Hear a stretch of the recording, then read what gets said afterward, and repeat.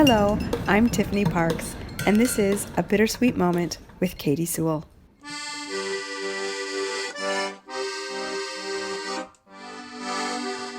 Hello, this is The Bittersweet Life. I'm Katy Sewell, and this is your midweek Bittersweet Moment. Now, I don't know about you, but I've been feeling a little dull-headed lately. Really feeling like I want to be working on new things, but not really knowing what it is that I should be working on. Kind of like I'm almost stuck between projects or stuck between chapters in life or something. I have a hard time describing exactly. Maybe that's because I'm so dull-headed.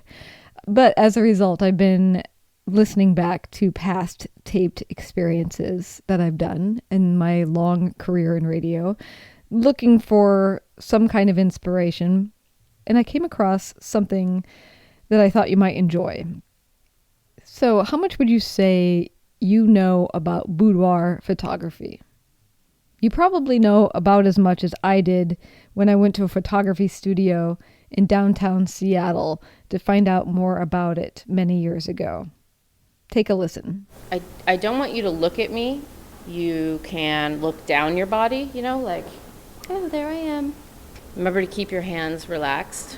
Hi, I'm Christina Mallett, and I'm a photographer, and I shoot boudoir. Now I want you to lift up your chest and expose your neck. Pretend like there's a vampire in the room, and he wants to find the best artery. So lift your chin up, really extreme. Oh, yeah. That's what we're talking about. Why do you think women want to do this? Why do they want to have boudoir photography taken? A lot of times because they're getting married and they want to do a groom's gift. Sometimes it's also because they've achieved some goal. I have had women that have lost like 100 pounds. But with the older clients, a lot of times it's purely just to celebrate themselves. I'm Susan Hesselgrave, and I'm here because I wanted to give a gift to my husband. He's always complimenting me and telling me how beautiful I am, and this is a way of honoring that. Now you're going to slowly turn your head from side to side. So there's like a fly in the room, and you can only get him away if you turn your head. Perfect. Is this something that you would have done in a different period of your life? No. Why not? And why are you different now? I think when I turned 50, I changed. I just, life starts shortening up and you start appreciating it more. And I started appreciating myself more. Why do you think that happened? Decided I was going to try new things. I didn't want to become boring. I started dancing. That's how I met my husband. I'm still trying new things. Now what I want you to do is pretend like you have loofahs on your hands, and we're going to exfoliate. And you're going to slowly exfoliate with both hands. Both hands? Yes, and you want to keep your hands at different spots in your body. There you go. Perfect. Okay, now look over this way towards the mirror. My sessions are really fun. There's nothing, give the camera some love. I don't do any of that. I try to basically distract my clients. And what's it like for you as a photographer to go from shooting babies and weddings to half-naked women? It's great. When I was shooting a lot of maternity, I always felt it wasn't my thing. But I think that this line of photography is a lot more fun because there isn't this sort of sacred, you've got a child in there. Let's honor the child. It's more, let's bring it up a notch, let's get kind of crazy and show off. And it's not, mother, look at mother. Take your feet in the air and cross your ankles. Look at those runner's legs. Yeah, no kidding. Are you a marathoner? Yeah. Multiple marathons in a Multiple. weekend? Yeah, training to qualify for Boston, I hope. Okay, so now you're going to do similar to what we did when we loofah'd before, but now we're just focusing on the legs. Relax your thumbs just a bit and just hold it right there. Okay, now go ahead and move them. Now you're taking a lot of photos. I am. I'm not really a planner. I don't have like a shot list that I go through with every session. I just kind of roll with it. And one of the things that makes my work successful is that I move around a lot. I make my clients move too, but I move a lot, and that allows me to discover all kinds of fabulous angles. And how do you feel as the photography when she's clicking that much? I kind of don't even notice it. I don't feel very self-conscious being photographed this way. Strangely enough, you'd think I would feel even more self-conscious, but if you're taking a photograph of my face, I do feel very self-conscious. But my feet? You did take some of your face. Yes. But you don't know when I'm taking pictures No, of your face. no, because I'm not trying to, say cheese and please my mother. Your mother would be very pleased with you today. Okay, now put your feet on the bed.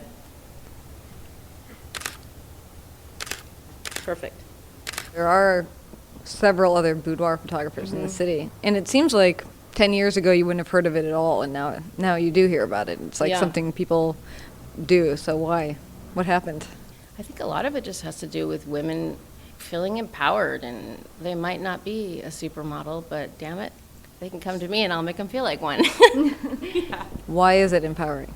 Well, first of all, you're in your skivvies, and at the end of the session, you're comfortable in your skivvies, and you kind of forget that you're not wearing a lot. After the fact, that's got to be pretty empowering. Regardless of the way the woman looks, her shape, her size, what kind of lingerie she wore, every person I look at, I see something about them that I think is just amazing. And I think that when I have my camera in front of my face, I can really capture that.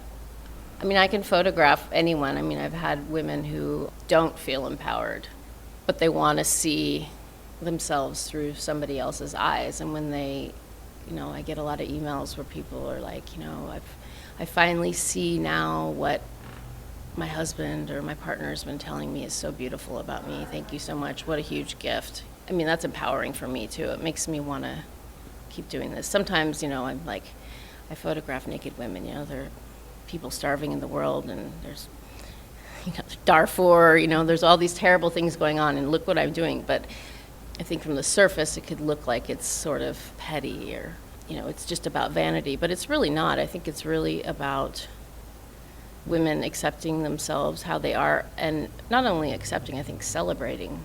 On the website, it says that you retouch them a little bit. Mm-hmm. So what does that mean, and why do you do it? I adjust color and contrast.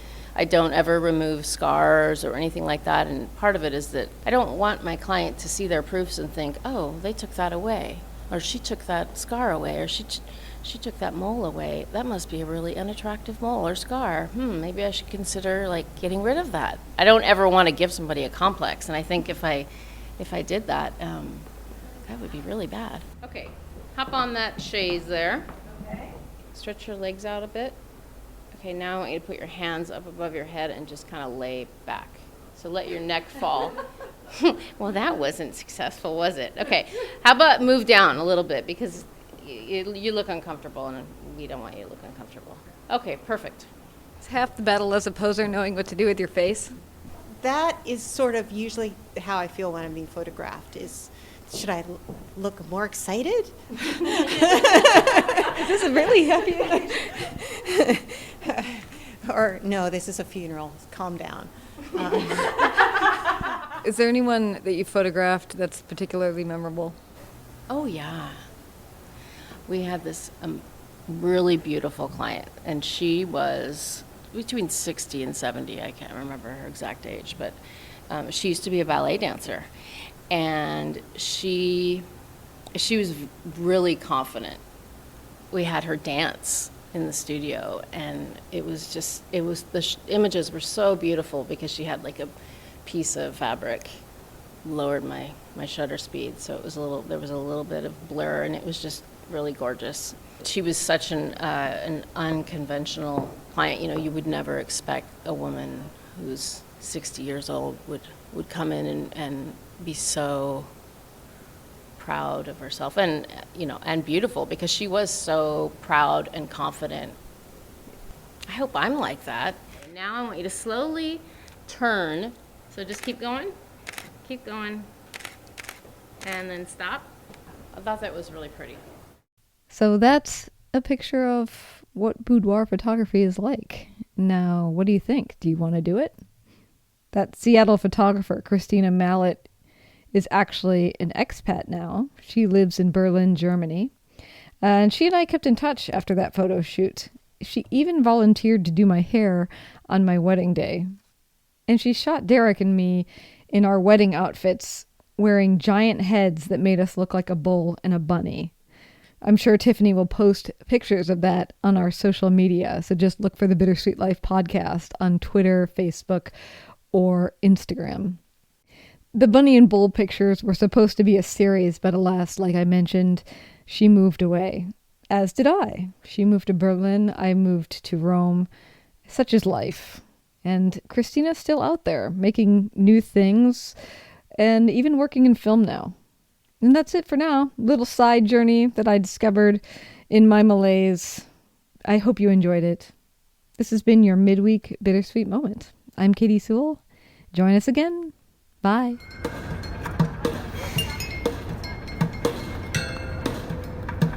Thanks for joining us.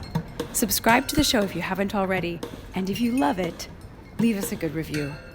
And please tell all your friends about us. Also, if you have an idea for a bittersweet moment, send it to us by email or voice memo. We're at bittersweetlife@mail.com. Or you can just find us at the contact page at thebittersweetlife.net. Or on all the social medias, just search for The Bittersweet Life.